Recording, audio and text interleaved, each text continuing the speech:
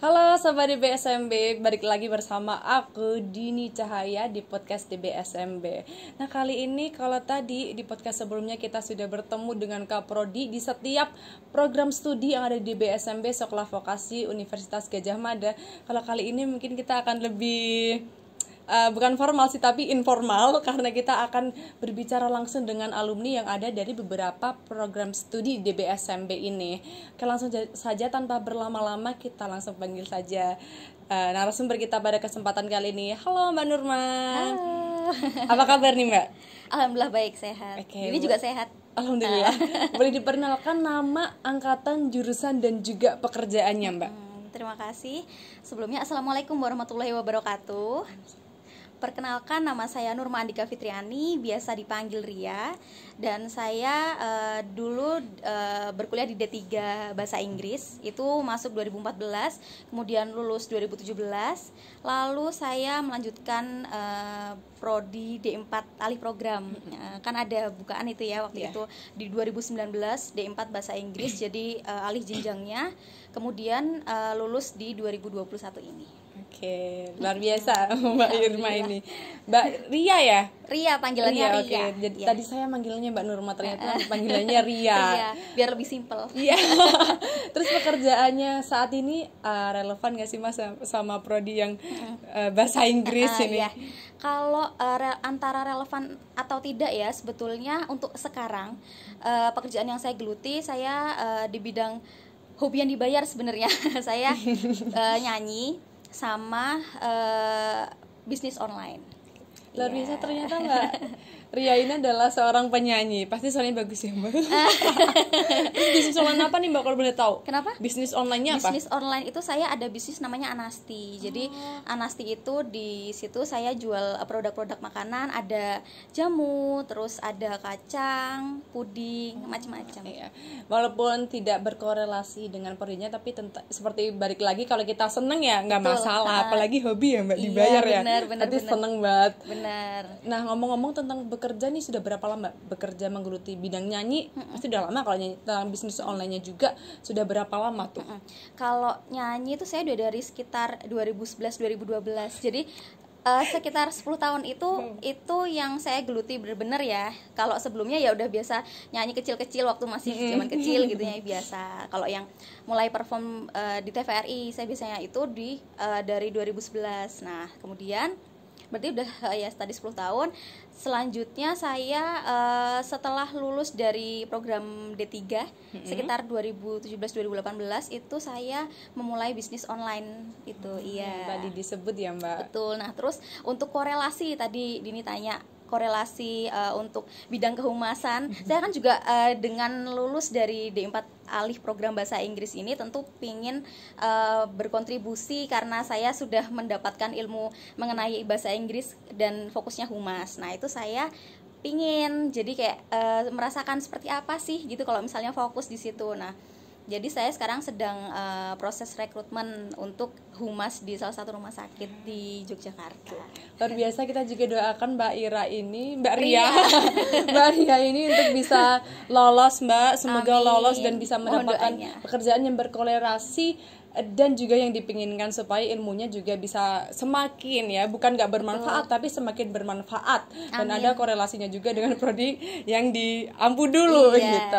Betul. Ini ngomong-ngomong tentang kesulitan pasca lulus kuliah, kalau kata orang-orang tadi juga saya sempat bincang, katanya kalau habis lulus kuliah itu lebih nyeremin daripada pas kuliah. Makanya kalau orang-orang graduate bilangnya selamat nganggur. Iya benar. Itu yang saya rasakan ya, karena dulu di waktu kuliah mungkin mikirnya aduh capek nih kuliah, kayaknya pengen kerja gitu. Nah terus ternyata waktu saya lulus justru yang ada di pikiran saya, what's next, apa ya, mau ngapain gitu loh, kayak pengen kerja tapi ya ternyata nggak semudah itu, kayak saya mau kerja ini nih langsung dapat, nggak, ternyata nggak seperti itu. Makanya saya tadi mulai itu sekalian bisnis online. Itu salah satunya karena memang susah gitu loh, memang di luaran sana sulit. Nah terus apa lagi ya lebih ke situ sih ya kalau itu. Jadi kayak merasa masih menjadi beban orang tua. Teman-teman yang lain udah pada nikah, udah pada sukses. Jadi rasanya kayak masih jadi beban orang tua. Udah lulus kuliah tapi belum lulus jadi beban orang tua. Nah itu sih.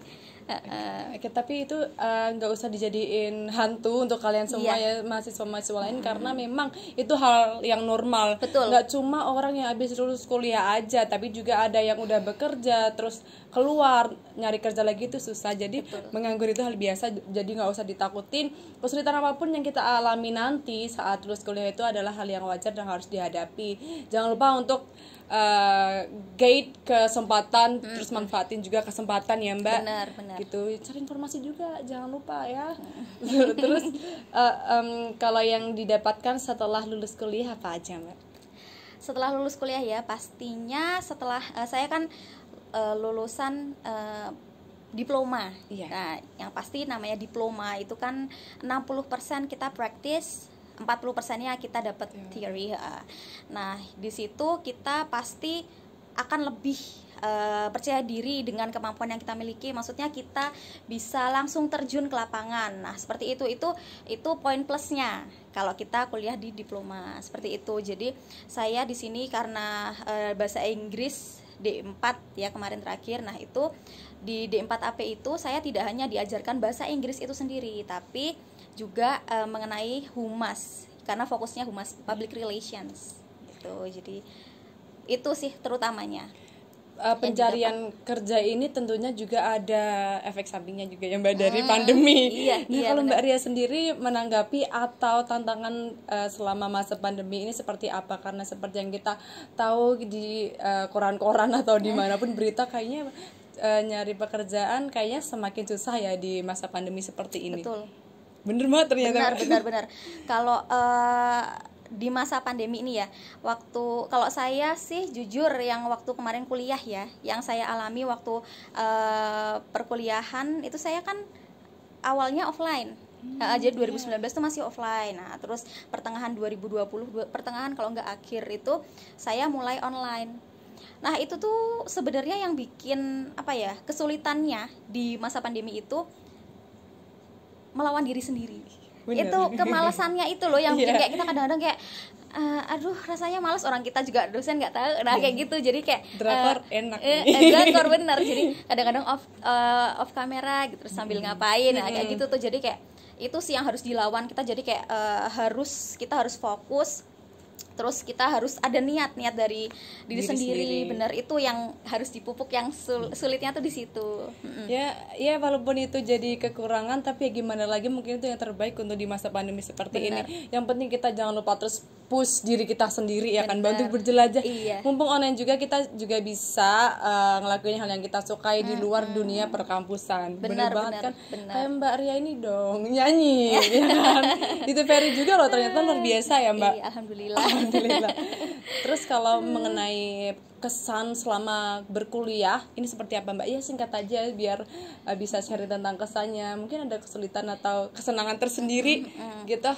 Kalau kesan selama saya berkuliah ya, yang pasti di D3 dan D4 keduanya, saya secara keseluruhan saya merasakan mendapatkan banyak ilmu yang luar biasa, luas. Jadi awalnya mungkin saya berpikir hanya melulu bahasa Inggris, tapi ternyata luas seperti itu. Jadi karena tadi seperti saya sampaikan sebelumnya, memang di diploma itu karena kita ditempa untuk langsung terjun, jadinya kita pasti akan lebih percaya diri. Itu sih kesannya. Jadi itu sangat-sangat bermanfaat untuk kehidupan setelah kita berkuliah. Itu luar biasa. Tapi kalau Mbak Ria sendiri ini sebenarnya lebih suka teorinya lebih banyak atau praktiknya lebih banyak?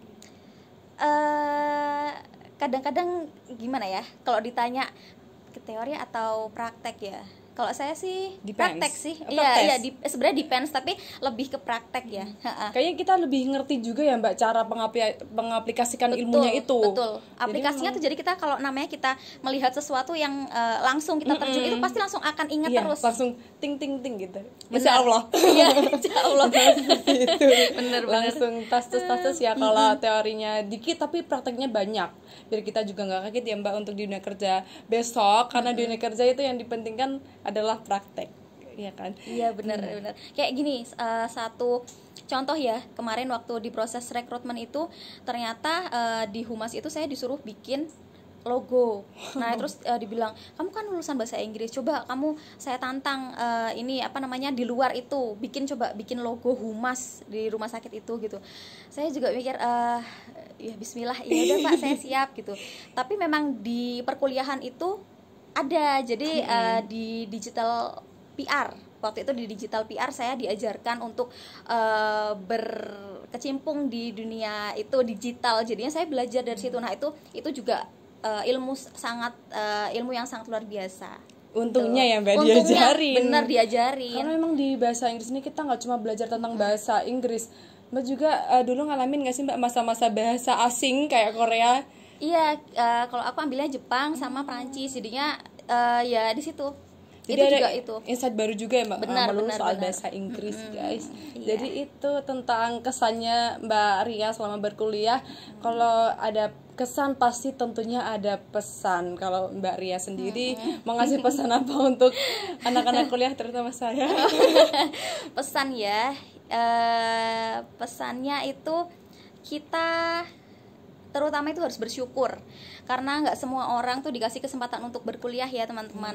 Dini. Jadi saya juga, jadi memang yang terutama itu harus bersyukur. Dan gimana cara bersyukurnya? Nah itu dengan kita fokus berkuliah, kita walaupun ya tadi itu di masa pandemi ini kayak Dini belum pernah belum pernah offline. Nah itu jadi itu akan sebenarnya sulit ya mungkin.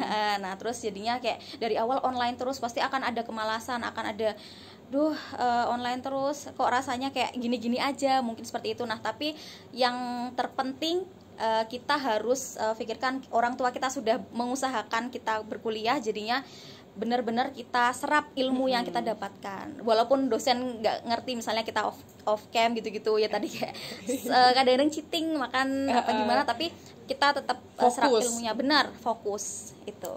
Oke, jadi itu pesan dari Mbak Ria untuk para seluruh mahasiswa di Indonesia. Karena itu juga sebagaimana kita jadi mahasiswa bisa untuk beradaptasi dengan dunia baru. Misalkan tiba-tiba kita juga nggak akan menyangka kalau corona ini tiba-tiba akan datang. Benar. Tapi untungnya kita juga bisa beradaptasi, terus kita juga bisa fokus ya, walaupun online itu sedikit ya ada menimbulkan rasa malas, tapi jangan berhenti di situ. Benar. Ya kan Mbak, jadi manfaatkan kesempatan yang ada, karena memang kesempatan untuk menjadi mahasiswa ini nggak dimiliki semua orang. Betul. Oke.